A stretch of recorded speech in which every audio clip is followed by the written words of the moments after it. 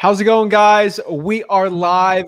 Welcome to the Bags to Riches podcast. I'm your host, Zach Ginn. In today's episode, I am with Keaton McNeely from Athens, Georgia. He is here to share how he went from 0 deals to over 6 figures a year in wholesaling real estate.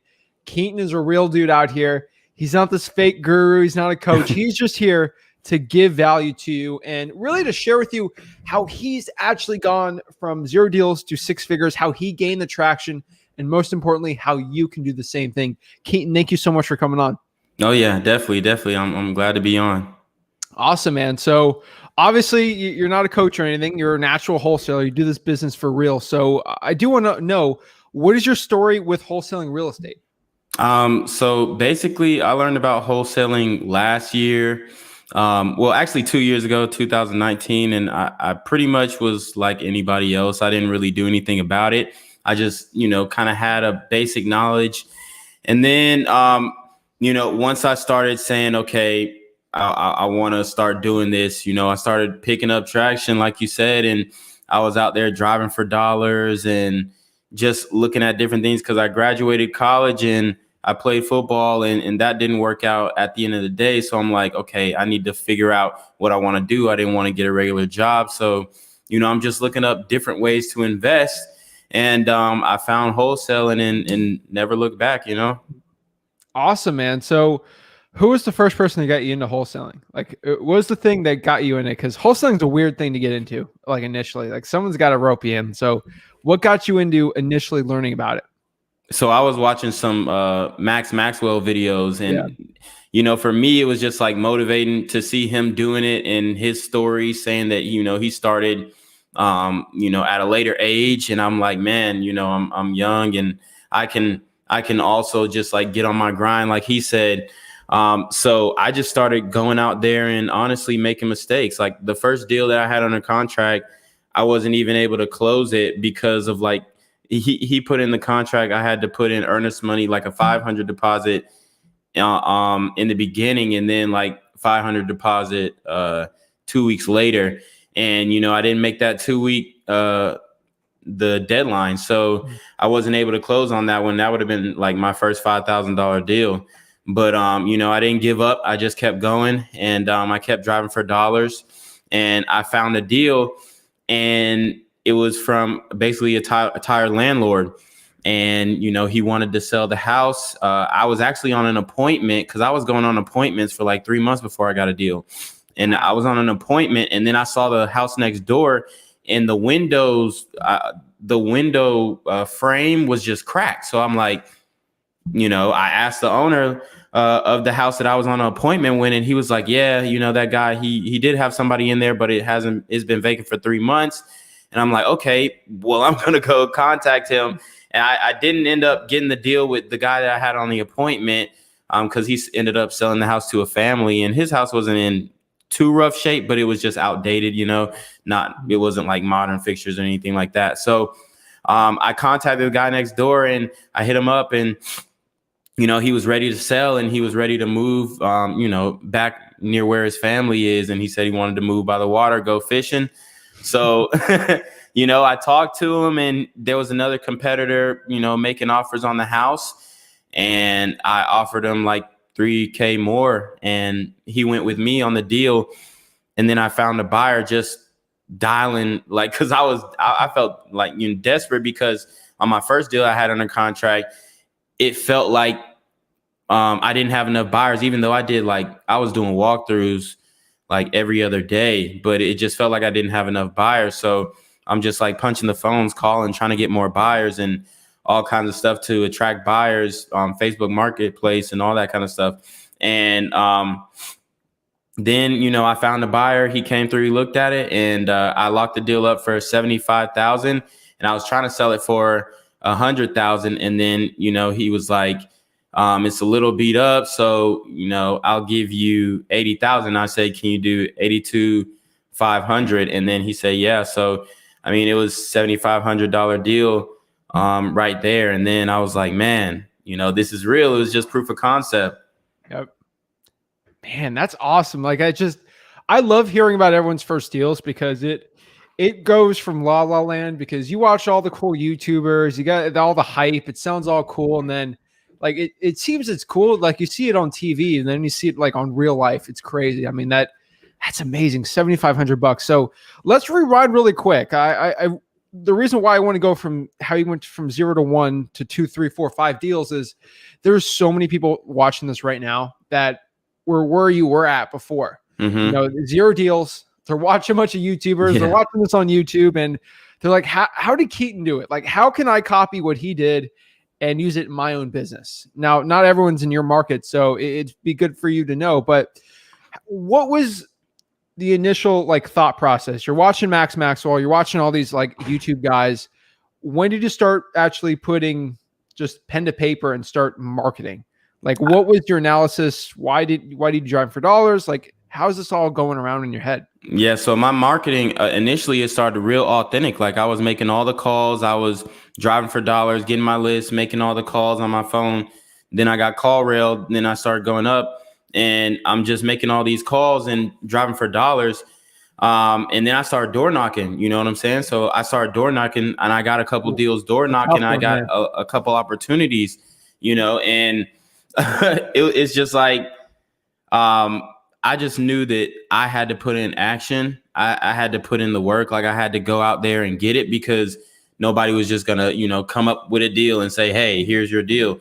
So I wanted to be the aggressor in the situation. I just wanted to go for it. So that's kind of how I approached it. I just, you know, went all in and started driving for dollars and started door knocking and started making calls until I was able to hire my own agents to make calls for me. Okay. I know your email address, so this is why I'm trying to think about it, but like it's real hungry on there. Yeah. But, yeah. But like how hungry were you to get a deal? Like you could going out there door knocking. That's you need a lot of motivation to get going. Like, so like, what was the initial hunger or motivation to you to get out there and start doing the marketing stuff that other people in your market just didn't want to do?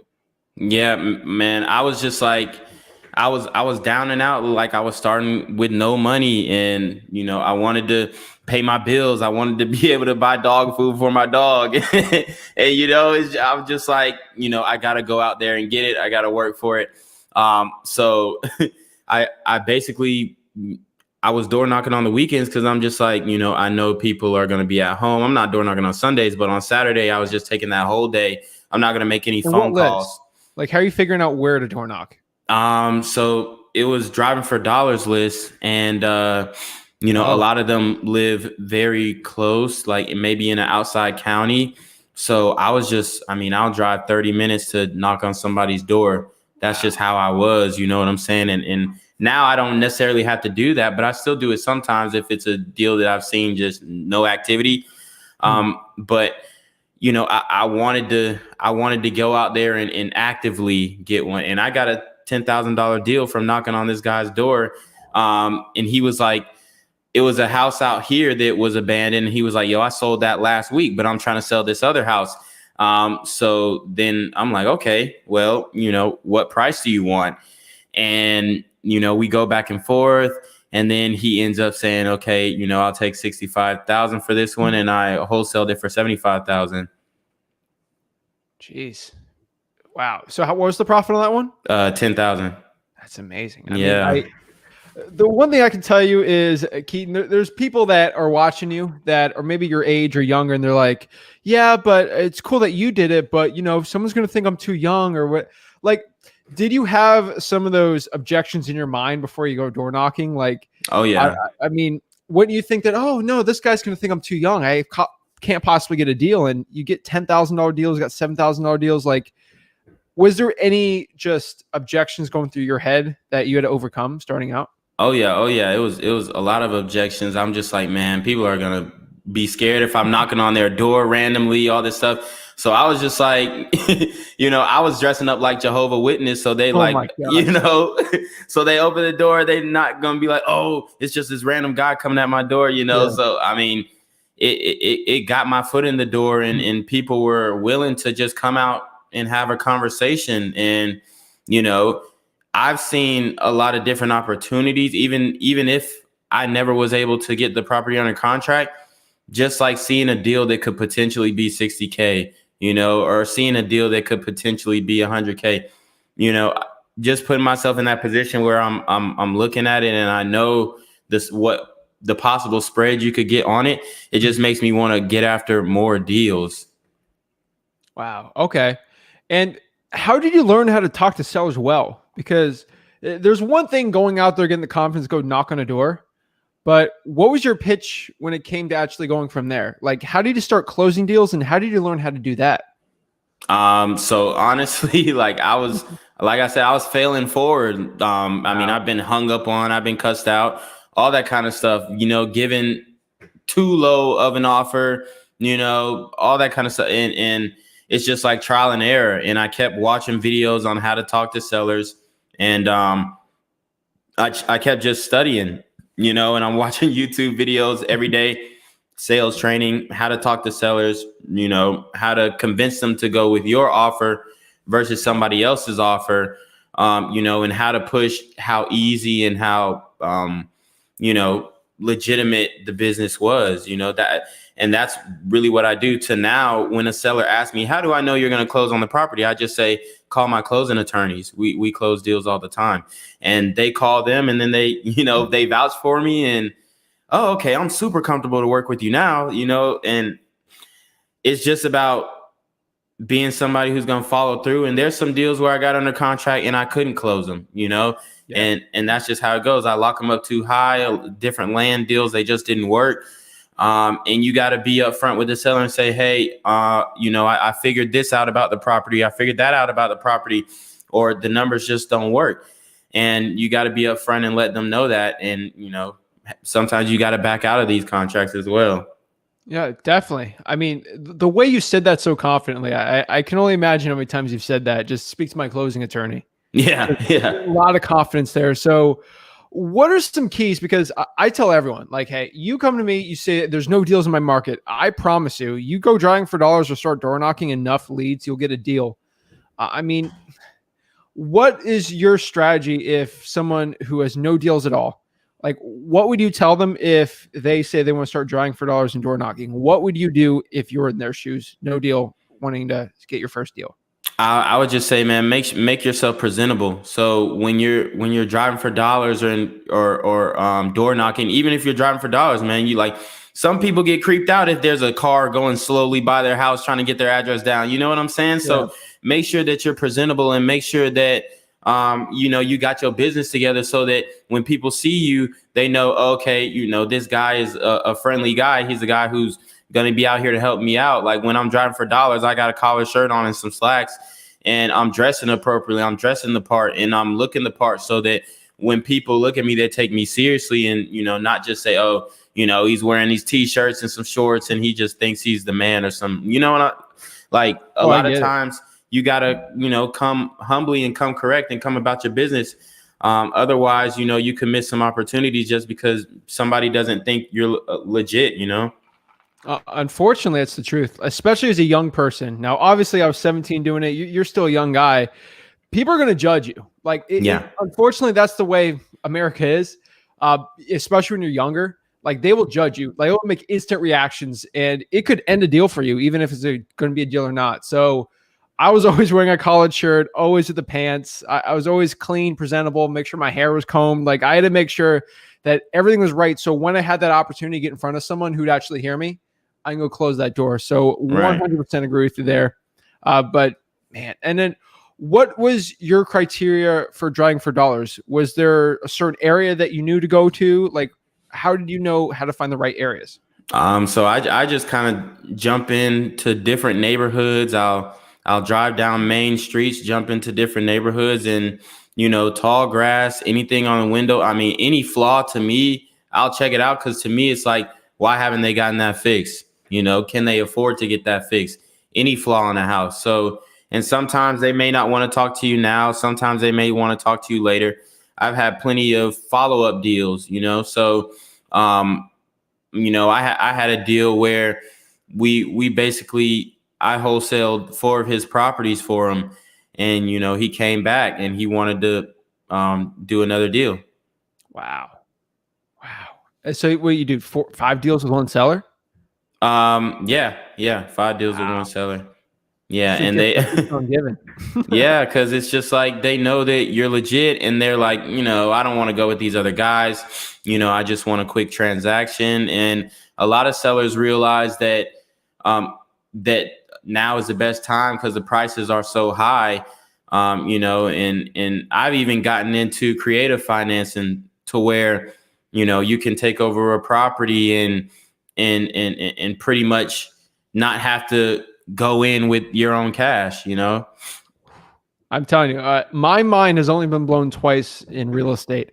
The day I found out what wholesaling was, and the day I learned what creative financing was. Yeah. I mean, creative financing is a lot, but you learn that strategy is absolutely amazing. I mean, Keaton, my next question for you here is, obviously you were broke starting out with wholesaling, 0 deals. I mean, Yeah. did you do any like courses and stuff? Did you buy a bunch of $10,000 masterminds? Like, did you do any of that starting out? So I did a Airbnb course Okay. because when I first started even looking into this realm, I was just like, man, I want to get into real estate, but I didn't know how. So I did some courses on Airbnb, and I ended up being able to get 2 rental properties because I partnered on a deal with one of my friends, and he helped me out. So we got 2 rental properties, and we was doing okay with it. It's basically paying off a mortgage, but I wanted to increase the cash flow, so I did a Airbnb course, but I never really paid for a wholesaling course. But I had paid for some documents though, like sub-2 documents and all that kind of stuff, but trust documents. But yeah, I mean, for me, it was just like I knew that there was a wealth of information on YouTube. Like there's endless videos. So I'm just like, I'm going to go all in on this and see if I can get a deal without having to pay for a specific wholesaling course. But I paid for like services where they hire agents for you, virtual assistants, all that kind of stuff. Okay. The reason I'm asking you is obviously you're very successful now. Like you're gaining even more traction in your business. You're doing very well, but obviously like I want people to know watching you, like you can go from 0 deals, not knowing what to do, and then start just hustling out, going to hustle mode. You don't need to buy a course to be doing this. Like all the wealth on there on YouTube, and you can turn like Keaton and actually get the business like him without any courses. But the truth is, I don't know if you figured this out, but it's a lot of hard work that's starting out. Like the first 2 deals is like, oh, it sucks. But yeah, gaining traction. I mean, did it get easier the more deals you started to do for the wholesaling process? As far as getting deals under contract, that part was easier to me because like I was really good with talking with sellers and building rapport on appointments. But what got harder is just you got different deals coming in. So maybe you have to fix this title problem with these deals. And I started wholesaling mobile homes. And now it's like, certain things about mobile homes and the cost of goods with, subflooring and all that kind of stuff, selling it to buyers and making it appealing for somebody even want to invest in. Because a lot of the times wholesalers just think, oh, you get a deal under contract and it's good. But then it's like, you also have to make it appealing for a buyer. So you got to sell 2 people on one product, and I think that's the biggest part of it. So for me, it was like I got more in depth and I learned more because I'm like, okay, you can't just wholesale a mobile home if certain things aren't right with the title and if they haven't got it retired, like it's not appealing to certain buyers, So I just learned how to start those processes and going in with or going to the tag office and making sure that the mobile home has everything that it needs for the title and, just doing those things. So it's like, okay, now I understand the process even more. So I wouldn't say that it got easier as far as acquisitions it did, but for me, it was like a learning curve. It was like, okay, it's not just get it under contract and then wait for the buyer to perform. No, you got to make it appealing for the buyer to want to perform, and then they'll perform. If you meet these stipulations, they'll perform. Okay. I mean, mobile home wholesaling is just it's another realm that I don't think a lot of people talk about, but it's been absolutely killer for my business, and I can see it's really hot in North Georgia. So, Yeah.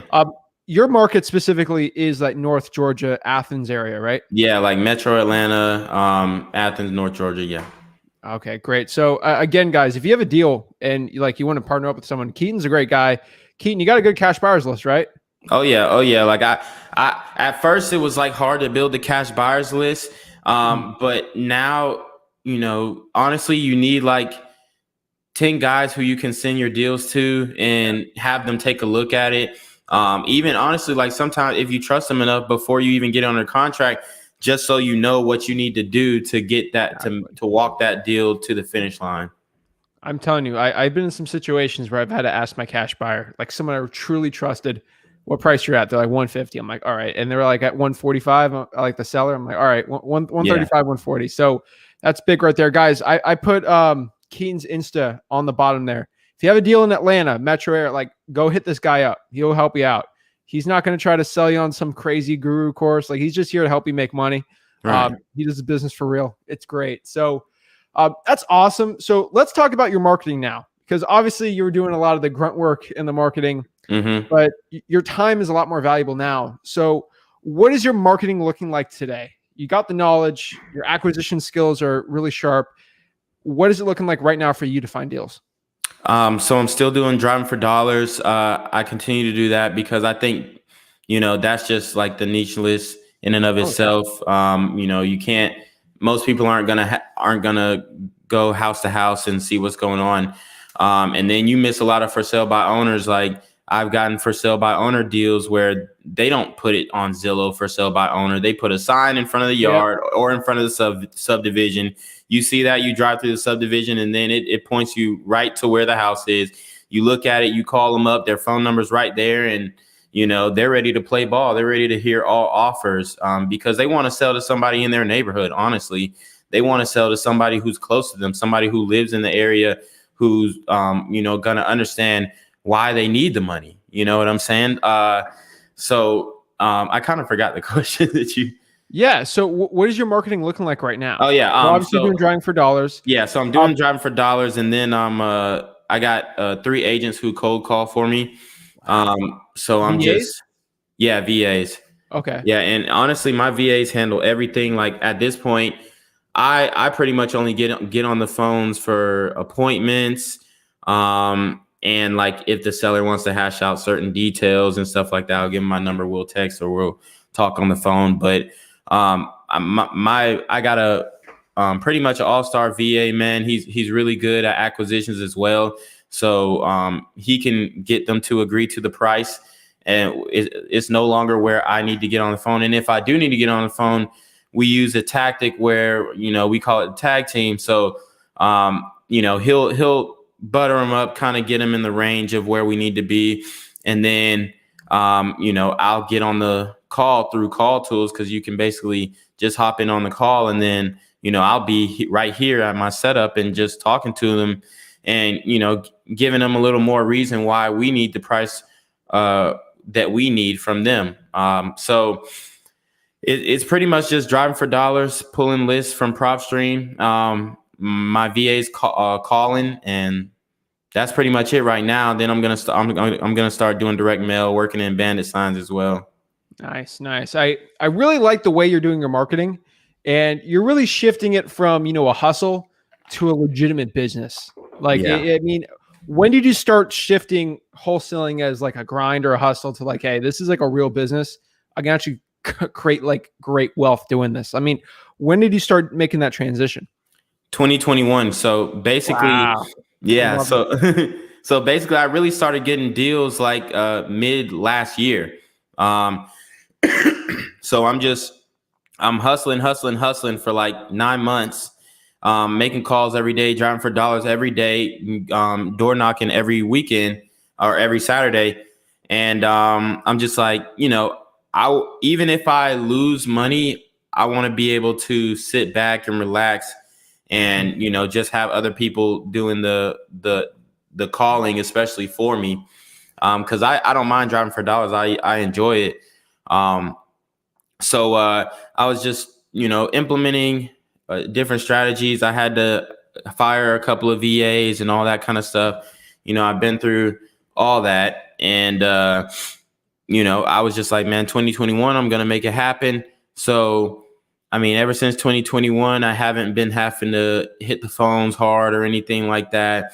I got my VAs working on all that. And, I just wanted to make it to where I wasn't having to, wonder when the next deal was or stressing when the next deal. I just know, okay, if I'm doing 2 to 3 a month, I'm good. You know what I'm saying? Like, until I want to increase my marketing and hire more help. But it's really important, the people that you got working with you, and they'll, and that they're honest with you as well, because, when people are making calls for you, expect them to do certain numbers, and then you got to keep them on task on, their objectives. But the agents that I got right now, man, they want to see the business succeed. So as long as we have the same idea, we meet in the mornings on Zoom calls 3 times a week. And then we're talking all day, through Facebook Messenger. So Awesome. And what CRM are you using to sort of create the business going on right now? So I'm using Podio right now. Sweet. Yeah, Awesome. and they were already pretty fluent in it, so they just take over, and they keep up with the leads. They do all the follow-ups, and then we even work with real estate agents as well, and they help us out paying for marketing because we just send them deals on the back end that we can't do anything with. We just send it to the agent. So just developing those relationships with people in my market who are doing the same thing or doing a similar thing, I think that's really important. Okay. I mean, the reason why I want to dive into this is because there's so many DMs I get, so many people I try to talk to. I'm the biggest advocate of this. You can be the cool solopreneur guy making 6 figures a year, but it sucks. Like, you're doing all the marketing, you're doing all the calling, you're closing the deals, you're finding the cash buyer. I mean, how does it feel now that you have people doing the marketing for you? A lot of the acquisitions, like, stress is being done. I mean, how does it feel having that done while making the same or even the more amount of money?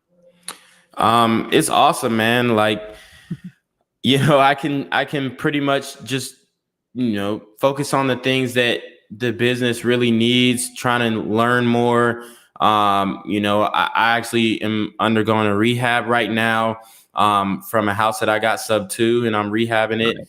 So, I learned, I was able to learn about creative financing because I didn't have to do all that, that upfront work myself. And then it enabled me to say, hey, okay, there's other ways you can do this as well.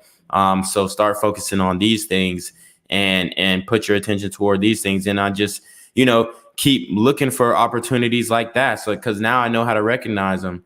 So I think that it just enabled me to open up my mind into what you could actually do with real estate, and not just the wholesaling aspect, but just getting into the mindset of, okay, I need to put myself in a state where I'm controlling the properties, and I need to be in a position of control, not just being the middleman all the time.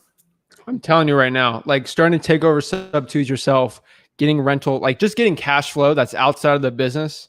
It's huge. It's a game changer. I mean, not stressing where the money's coming from. I mean, that's real wealth. Like, that's what we do this stuff for. So it's right. 100%. I'm so glad that you're getting that done, because it's amazing. That's what every wholesaler should do. Like, Keaton's a model here for you guys. Get it going. So that sub 2 deal, really quickly, what are the numbers looking like on that one? And like, what's the cash flow? How much you putting on it? How did you find the sub 2 deal? Like, give me a breakdown here, because I want to open some people's eyes out to subject 2.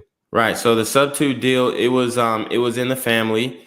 So basically I had a family member and they weren't taking good care of the house. So I just said, hey, it's not a safe environment for you to be in. We're going to help you move. We're going to put you in a new situation. And then she was willing to say, okay, boom, I trust you. We help her move all her stuff out there. And we got her relocated, and she, we basically took over the title to the property, and we're paying the loan down. And I just started rehabbing it because I'm going to put a renter in there. And then we're going to start cash flowing that. So as far as the numbers go, we didn't put any money down because the property was in really bad shape. So we didn't put any money down. We took over the property. The property has had like a $95,000 mortgage on it. And we put about like 45, 50 into it. And the property is worth 200, 205. Nice. So, if I did want to sell it, I could make a profit there, but, I'm going to hold it and I'm going to start, okay, now I want to start buying properties more. And, once I pay the seller's ending mortgage down, then, maybe start getting, financing based off of the value of that property, and go from there and see what I can do. See how, start flipping myself and start being the buyer. That's it, man. I'm telling you that generational wealth will provide you and your family like forever. That's why I get cash flow, other investments. It's huge. There's a huge difference between like making the wholesaling money and then keeping it. Yeah. I'm glad you're doing that. So when you got your first deal and you're getting deals now, like what are you doing with that money? So I'm investing it back into the business and marketing. And, like I said, I just put out a large sum of cash to do a rehab. Nice. So, I want to start doing like a lot of wholesaling situations because I see a lot of opportunities for that. So, I'm just reinvesting. I started another business with some of my partners, and we're going to, do some flipping in that LLC. So, that's just my goal. Just, I'm not touching any of that money. I'm paying for my necessities and I'm keeping my head down and keep grinding, not trying to be all, crazy flashy and act like, something I'm not. I'm just like, I'm a hustler and I'm just going to keep my head down and keep going. I love it, man. I mean, as a young person making a lot of money, especially in real estate, there's two paths you can take.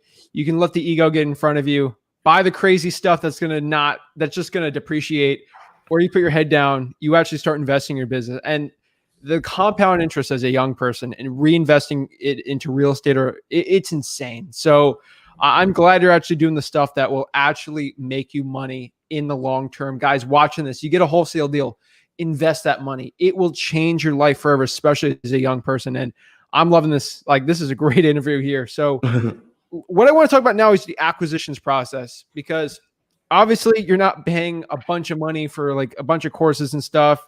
You're a student of the YouTube University. So how did you learn how to do acquisitions, and how are you doing your acquisitions now? So I learned acquisitions from YouTube, just looking at different guys, talking on the phone. And, I've been doing different businesses. Like I used to sell sneakers. So I kind of knew how to sell, but it's just like now you have to look for both the seller and the buyer. Yeah.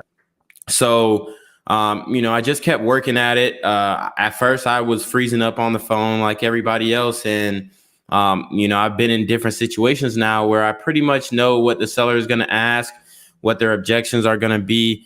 So at that point, it's just, going in and knowing where my number is. I've done a lot of work for a deal that was $1,000. Like I've had a seller come, to the closing table and renegotiate the price at the closing table. So it's like, man, I don't want to go through that again, especially if it's not going to be a big spread. So, I choose my battles. I pick my battles, and I understand that, hey, if there's a seller and they're going to be, crazy about this, then that's okay, because, I'll follow up, or I'll send it to somebody who I think can work the deal out, and I'm not afraid to share a deal and be like, hey, I couldn't do this. So, I'll pass it along. You know what I'm saying? It's enough deals out there. Awesome, man. I'm telling you, there's enough deals out there for everyone. I 100% agree. And there's enough profit out there, but I'm loving the mindset here. So the last thing we got to talk about here is cash buyers. How are you finding your cash buyers, and what are some tips you can give the audience for finding cash buyers?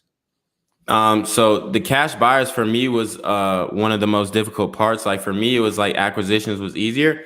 But the cash buyers, I was pulling lists from PropStream and that didn't work necessarily because it would be some cash buyers who were like, yeah, I was buying, but now I'm not buying at this moment.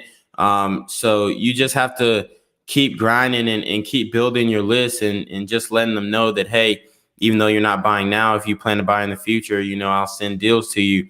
And if I know somebody who, has closed on a deal, I'm talking to them and seeing if they want another opportunity. So, I basically built my cash buyers list from using PropStream. I put out Craigslist ads, I put out Facebook ads, and, they'll just start calling. Whenever I get a deal, I just, if I can't sell it immediately, I'm going to post it online and see what feedback I can get. And sometimes I'll just leave the post up there and then cash buyers will come in like periodically throughout the month because they might see the deal late. So even if I already closed on it. So, I mean, that's kind of how I've been doing it. And, it's worked pretty well to where also real estate agents, they'll send me cash buyers as well. Nice. If I got a deal, sometimes I'll send it to a real estate agent and then he'll send it out to some of his buyers. Wow. How do you find real estate agents that do that? I don't know. A lot of it was just like random. Like one time I ran into a real estate agent at the barbershop and he was talking about real estate and I was like, yo, I do real estate too. Let's meet up for lunch. I met him for lunch and then he gave me a buyer. Another real estate agent, I actually rented a office space in like the building that he was in. And then the insurance agent, you got to get insurance on the office space. He referred me to this real estate agent. So I called him, we spoke on the phone, and then I started going on appointments with him and, he started bringing his buyers. So that's just kind of how I networked. And then when I post deals, sometimes I'll have an open house, and I'll show up. And when the buyers come, I just get their contact information, give them my card. And that's kind of how I've been doing it. So, the cash buyers list for me, it was a lot of footwork because I actually want to touch buyers who are actually buying. And for me, if they're going to pull up to the property, they're buying. You know what I'm saying? They're serious. Most people, oh, I'll drive by. Oh, I'll do this, I'll do that. And they're not really serious. So, I want to find those buyers who are going to pull up to the property and, give a price at the property. 100%. I'm telling you, go find those cash buyers. They're out there. It's harder for some markets to get cash buyers than the acquisitions, but that's awesome. Sweet. So let's get it going, guys. Let's get some comments going and let's answer some questions the audience has for Keaton here. So, Zach, good day, my friend. What's up, Morris? How are you? Sweet. Can you point me out to a video how to find cash buyers? Just search cash buyer space, flip with Rick here. See, hey, Zach, info. One Don says, I made the mistake and bought a course in Jesus Christ. It was a total waste of time. They kept going around the topic and the whole thing's so difficult. How's it going, Jocelyn? Mark has a great question here. Where do you find your VAs? How much do you pay them? And finally, how do you train them? Thanks for the value. So I train them with, sometimes I train them with your videos. Sometimes I train them with other YouTube videos. Like I created a YouTube video playlist of all the YouTube videos that, I liked and, I send it to them. And then I also made, videos myself of me pulling lists, me making calls, me calling random sellers, me calling a probate list, me calling, different lists to see the reaction of the seller. I got recordings of calls from old VAs. I keep all that information. Like I got 4 terabytes of just real estate information. Yeah. And, I save it on a drive and then I just kind of, spill it out to them. Then I also, like I said, we do the Monday, Wednesday, and Friday meetups every morning. So I get on a Zoom call with them and we just track our progress. And but where I found the VA, so one guy where I found the VA is Antoine Campbell. He has the VA Mastery course, and he has a course, and it is a course, but it was actually worth it. And he can find you VAs I also have a VA that works for me that I got from Calling Reps, because I heard that on the the TTP podcast. Okay. So, and they're really good. They'll manage the VA for you. They have them already trained. It's a little more expensive, but it was worth it. It got me a 20K deal. I definitely feel like it was worth it. Awesome. Sweet. And let's see here. Morris says, great story. How many VAs do you currently have? So I have 3 VAs in my real estate business, and then I have a VA that manages like my fitness social media, because I have a fitness business as well. So so I'm just using VAs for everything now. Like like even if it's not related to real estate, there's so many different VAs that do video editing, photo editing, all different types of stuff, social media management. So I got 3 VAs that work in my real estate business. So great. Keaton, I got a question, because I love fitness too. I try to work out 5-6 days a week too. Question for everyone slacking out here. Can you run a 6-figure wholesaling operation and still work out? Oh yeah, man. Easy, bro. I work out. I work out like 5 times a week. 10 a.m. till like 12.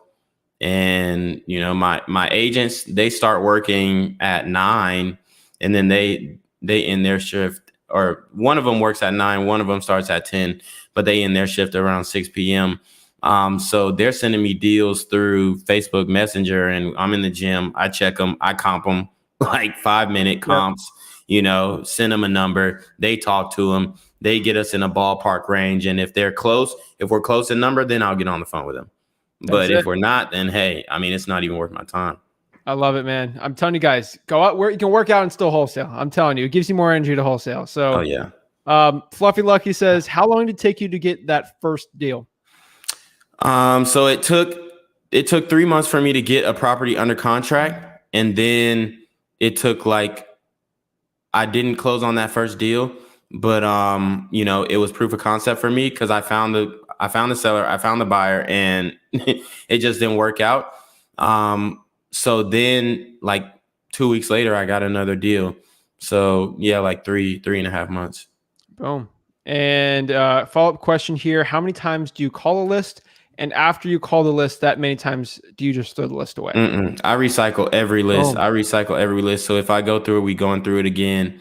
If we got a deal from it, we'll remove that deal. Maybe we'll accidentally call them again, and they might have another property that they want to sell. But we're calling through that list again, because you never know what somebody's going through in their life. And I'm this way too. Maybe the first half of the year, I'm not answering phone calls. And then the second half of the year, I'm like, you know what? I'm going to be more prudent about answering my phone calls. So let me answer phone calls this half of the year. Some people go through New Year's resolutions. Some people, it might be their birthday when you call them, and then, you never hit them back up. So you just gotta stay consistent. I'll pull lists from PropStream. I try to pull between 10,000 to 25,000 properties a month, and we just continue to recycle those lists. We'll throw them back in batch leads and text them, and we'll call them. So boom, that's what it's all about. Great story. Feeling motivated. I love it, Judy. Nice. 77 Figures says, did you cold call along with driving for dollars in the beginning? I did cold call, driving for dollars, and door knocking. I did it all, man. Sweet.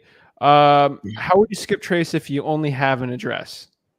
You can do a reverse address search on Spokeo, True People Search, Fast People Search, all that. Awesome, sweet. Another question here. What market are you in? So I'm in North Georgia or Metro Atlanta area. So I'll do deals in Atlanta and as well. But I'm mainly in North Georgia.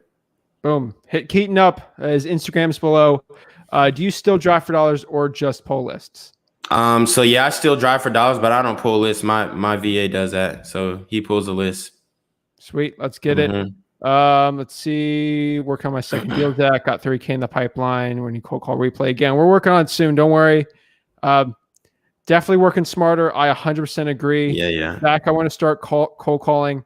What would your advice be for someone who wants to start cold calling, but they're not right now? Man, get your behind on them phones, bro. That's the only way. You gotta go. I'm telling you, if you heard my first phone call to where I'm at now, you'd be like, there's no way this dude did a deal. Like, they're asking me, oh, well, how much do you think? They're telling me about gutters that I don't know. Like, they're telling me all different types of stuff about the house I don't know. And honestly, it's like you don't have to know that much about the house. All you need to know is what's wrong with it. I couldn't keep up with certain conversations, but now it's like, okay, I understand what's going on in these phone calls. So I got to act appropriately, and I know what I'm going to say 9 times out of 10. Like a seller can't, throw me a curveball now. And if they do, I'll just be like, you know what? Let me ask my attorneys. I'm not sure. Boom. Easy. Don has a great question here. What are ways to keep company culture and keep your virtual team motivated? So with your virtual team, man, you definitely want to continue to meet up with them weekly, even if it's 5 to 10 minutes every other day or every day. I like to do that. I like to ask them, how they're doing, how's their family, That's huge. Different things like that because you never physically got to touch them. You never met them. You never shook their hands. So, y'all's relationship, you got to build loyalty. So you got to let them know, hey, for one, I'm going to pay you on time. For two, I'm going to be loyal and allow you to make certain mistakes. Now, it's not like they just going to be making mistakes over and over again, but, you got to say, hey, you've done good work for me. So, I don't want you to do this. I don't want you to do that, but we can work to, build better. And sometimes it may be something as simple as they need a shift in the time that they're working, to get more sleep or something like that. Or maybe they need to go down in hours. Maybe they want more hours. I've got some VAs, I built so much trust with them. They're like, hey, we'll work on the weekends for free. Wow. And it's just about how you treat them. And honestly, like I like to show love. So I'm like, man, I love you guys. I want to see all y'all succeed. Once we get this business going to where it needs to be, then, we're all going to continue to be blessed, and they got like a really family oriented culture out there. So just understanding that for them, it's like God and family. So you got to appeal to that and let them know that, they're a blessing to your life. That's just how I am. Some people aren't religious or anything like that, but I feel like when you connect with other people, that's something that can bring you guys together. Definitely. I 100% agree. Sam says, what advice do you have for someone who's struggling to get on the phone with people to find some deals? I'm an ex-California wholesaler and I have a bit of trauma to say the least. Man, I mean, you got to keep going, bro. Honestly, it don't matter where you're at. You're going to get different tonality from sellers, but there's some people out here who are rude, some country folks who they talk how they talk and they're unapologetic about it. So you gotta be able to say, hey, that's not on anything personal to me. That's just, I called them at the wrong time. They feel this certain type of way about my offer and, I'm going to keep it moving. But you can't be worried about giving your offer and, being upset that the seller rejected your offer and, maybe use some colorful language on the end of the rejection. Oh my gosh. I love it. I love it. Tom says, like the flashing bottle on the wall. Oh yeah. So last question here. Did you have a set monthly budget starting out? Nah, I was just like, man, I want to keep it under $5,000 a month. And at first I was getting kind of nervous because I'm like, oh, I haven't gotten a deal this month, but just, trusting the process, understanding that, hey, maybe you may go a month without getting a deal. Yeah. How do you respond to that? How do you fix that? How do you put it in a position where, that's not happening anymore? Sometimes you'll get a few properties on the contract and you can't sell them. How do you adjust to that? What can you do better next time? What details did you miss this time that you can improve on next time? Sometimes it is about learning. But I guarantee when you put money down on it, just like a course might, provoke you to action, you invest in yourself, that's going to definitely provoke you to action because you're going to be like, oh, I can't lose on my own bet. It's all about me. It's all about how I work this $5,000. It's not about, oh, I just put $5,000 and I expect it to go. No, how do you work that 5,000 versus how does somebody else who's just passive in the game works that 5,000? Dude, you were motivating me. And I got my business already running full speed. You're motivating me. Guys, if you're watching this, you got to be going. You got to get going. Love it. Treat your family as people first and employees second. Always God, family, finances. I love it.